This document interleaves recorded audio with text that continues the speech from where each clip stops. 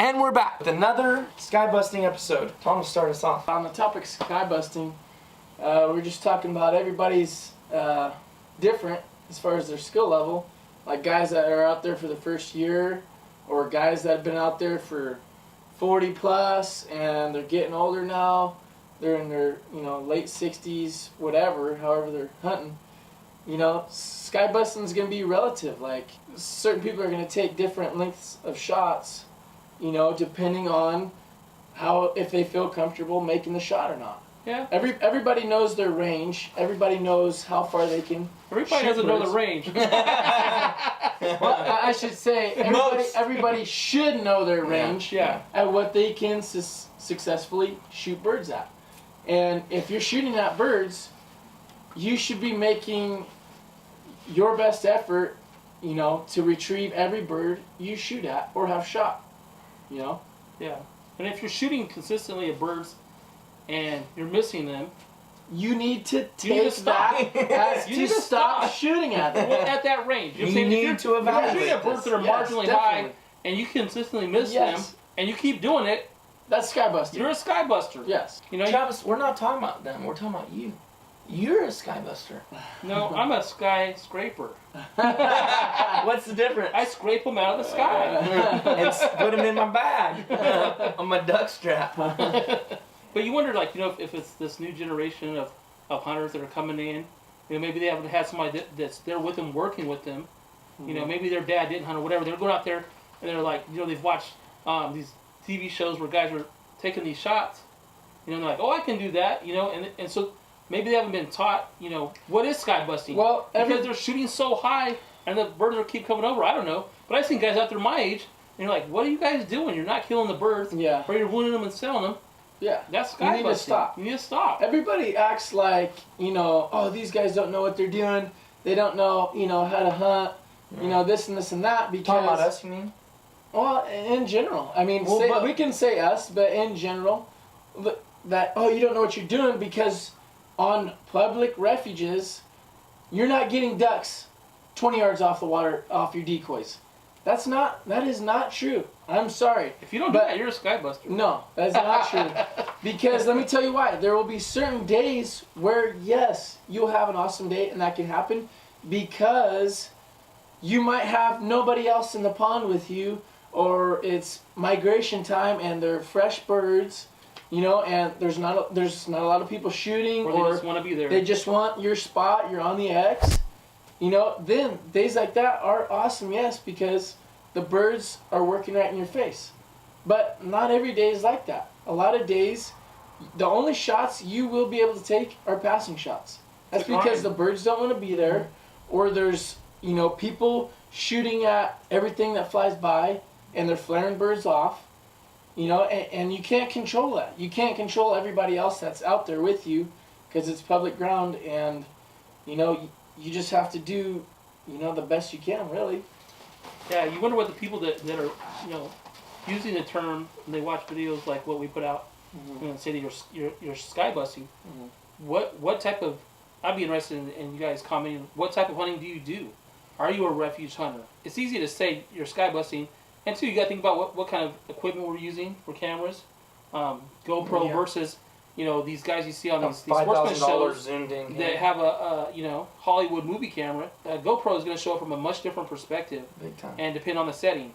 Yeah, definitely. And the birds, a lot of the time, if they're local birds that have been in the area a while, and I say this, let you guys know where we are in California. We have it's a public refuge with a closed zone, meaning that closed zone is a place where you cannot legally hunt. It's kind of like a sanctuary for the birds, but it's right next to where we hunt. And what happens is those local birds that have been there a while, they know the system, and they have a pattern. We literally will watch, these birds have a pattern.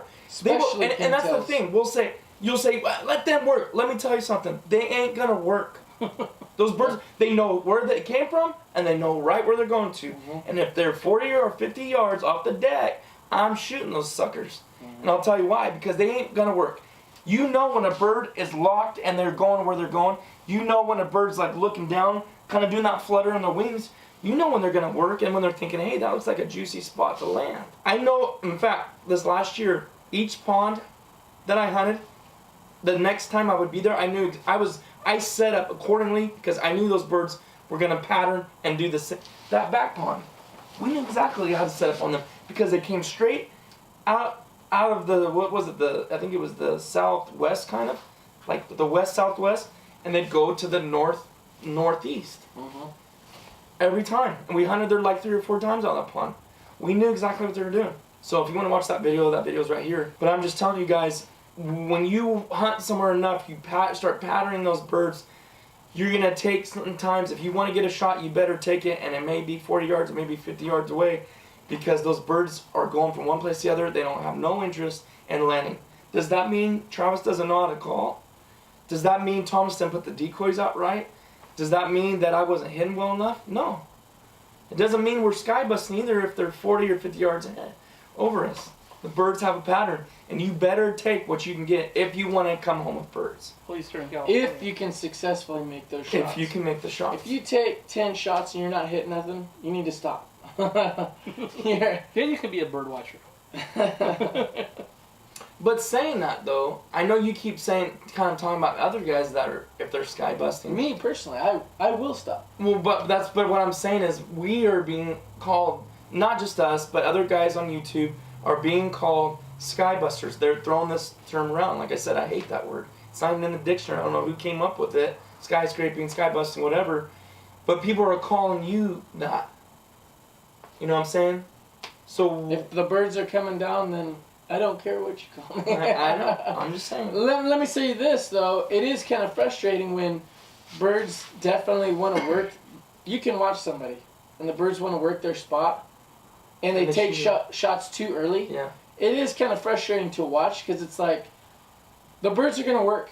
They're gonna come, you know, right into your spread, and you're shooting unnecessarily high shots. Well, the thing is too, if they would just wait, but that's they can kill 2 or 3 birds versus right. 1 bird. That's right. And then they can get out. That's where it comes in. You just need to know what the birds are doing and what they want to do. There's a total difference between passing shots and a bird is actually working.